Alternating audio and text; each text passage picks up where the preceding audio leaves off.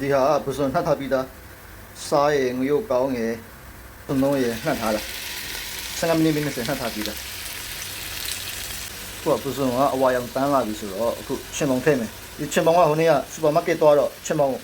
တွေ့လို့ပဲလာတာဒါလှော်ထားတာပေါ့နော်ချင်းပေါင်5စီးချင်းပေါင်5စီးလှော်ထားတဲ့ဥစ္စာသွေးစော်လေးနဲ့ထည့်လိုက်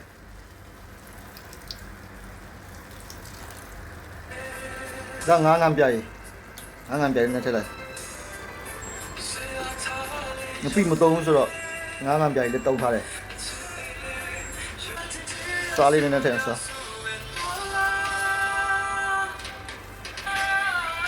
တက်တွနေဒါတက်တွနေ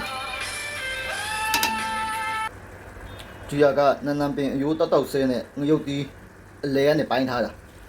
ဆိုတော့ဒါလေးထည့်မယ်ဟိုကစစ်သားမဟုတ်ဖိလစ်ပိန်ကနေလာတဲ့စစ်သားမဟုတ်လေးတုံးထားတယ်နည်းနည်းလေးတုံးထားမယ်အနေတော်တော့ပဲဒီစင်းလောက်ဆိုဒီကလည်းနည်းနည်းလေးပဲကြံတော့တာ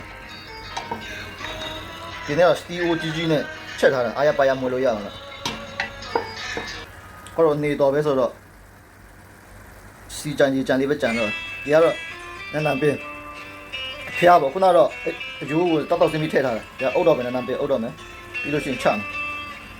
တော့ဖုံးဝင်ဆိုတော့အရင်လှကြမလို့ပေါ့လေနော်ဆိုတော့စားကောင်းပဲရေးကြည့်တာဒါတော့ပြီးသွားပြီပေါ့လေနော်ဆိုတော့စားဖို့ချိန်ပဲလို့တော့